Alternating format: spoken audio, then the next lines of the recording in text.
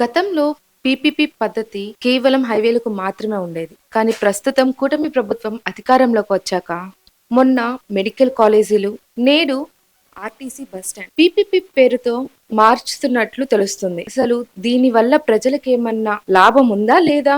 అసలు దీనిపై నూరి ఫాతిమా గారి అభిప్రాయం కూడా అడిగి తెలుసుకుందాం రండి. ముందుగా అందరికీ నమస్తే. అస్సలాముఅలైకుం, వందనాలు. ఈరోజు ఆంధ్రప్రదేశ్ రాష్ట్రంలో ఈ కూటమి ప్రభుత్వం వచ్చిన తర్వాత ప్రతి ఒక్క విషయం కూడా వాళ్ళకి చేత కావట్లేదు. దీన్ని బట్టి అర్థమవుతుంది ఏంటంటే వాళ్ళకి చేత కావట్లేదు.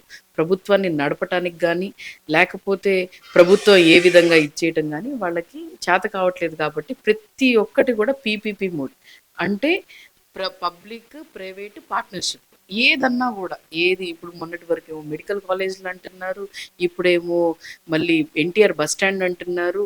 మళ్ళీ దాని తర్వాత రానున్న రోజుల్లో నాకు తెలిసి ఇక్కడ కౌన్సిలర్లు ఉండరు, కార్పొరేటర్లు ఉండరు, మున్సిపాలిటీ వాళ్ళు ఉండదు, ఏముండదు. అది కూడా నాకు తెలిసి పీపీపీ మోడ్లో అందరికి ఇచ్చేసుకుంటా పోతాము. దాన్ని బట్టి ఇంకొక 5 సంవత్సరాలు, ఈ 3 సంవత్సరాలు కాకుండా వాళ్ళ చేతుల్లో ఇంకొక 5 సంవత్సరాలు ఇస్తే ఈ రాష్ట్రాన్నే పీపీపీ మోడ్లో చేసే విధంగా ఈ కూటమి ప్రభుత్వం ఉందని చెప్పి అర్థమవుతుంది.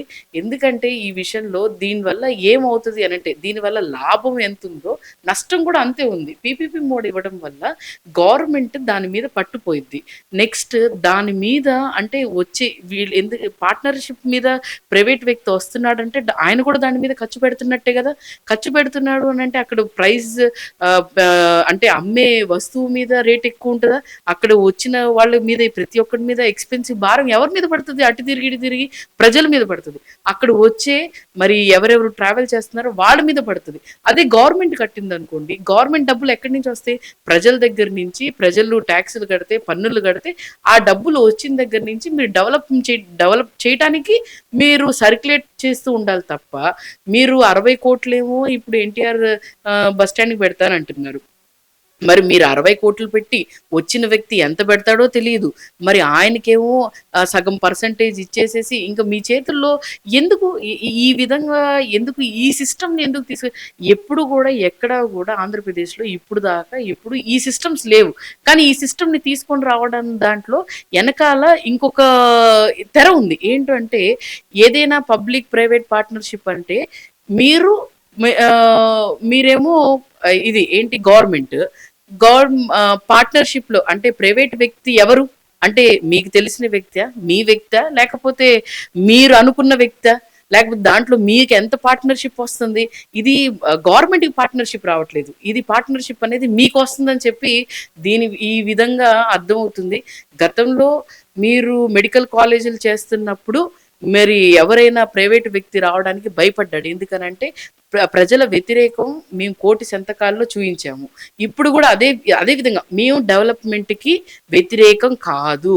మీరు డెవలప్మెంట్ చేయండి, కానీ మీరు చేయండి, గవర్నమెంట్ చేయండి, గవర్నమెంట్లో ఉన్న మీరు చేయండి, కూటమి ప్రభుత్వం చేయండి.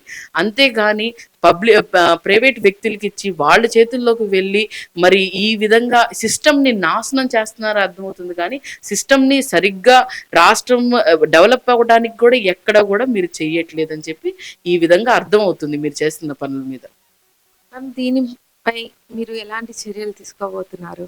ఖచ్చితంగా అండి. నిన్న ఆర్టికల్ వచ్చింది. దీన్ని మీరు ఖచ్చితంగా మీరు అనుకున్నారంటే మేము దీని మీద ప్రొటెస్ట్ చేయడానికి, మేము శాంతియుతంగా ప్రొటెస్ట్ చేయడానికి మేము రెడీగా ఉన్నాము. మిమ్మల్ని మేము ఒకటే కోరుతున్నాము, మేము వైఎస్ఆర్సీపీ పార్టీ డెవలప్మెంట్కి వ్యతిరేకం కాదు, కానీ పీపీపీ మోడ్ విధానానికి మేము వ్యతిరేకం అని చెప్పి మీకు తెలియజేస్తున్నాము. దీనికోసం ప్రొటెస్ట్ చేస్తాము. దీనికోసం మేము ఎంత దూరం వెళ్ళాలో అంత దూరం ఖచ్చితంగా వైఎస్ఆర్సీపీ పార్టీ తరపు నుంచి, అలాగే గుంటూరు తూర్పు నియోజకవర్గం తరపు నుంచి నూరి ఫాతిమా ఎప్పుడూ కూడా ప్రజల సంక్షేమం కోసం, ప్రజల అభివృద్ధి కోసం, ప్రజల కోసం నిలబడతామని చెప్పి మా పార్టీ సిద్ధాంతం ఏముందో అదే సిద్ధాంతం మీద మేము ఉంటామండి. చూశారు కదా, ఇది నూరి ఫాతిమా గారి మనోగతం. చూస్తూనే ఉండండి సుమన్ టీవీ. కెమెరామెన్ అనిల్తో దివ్య గేరా, గుంటూరు.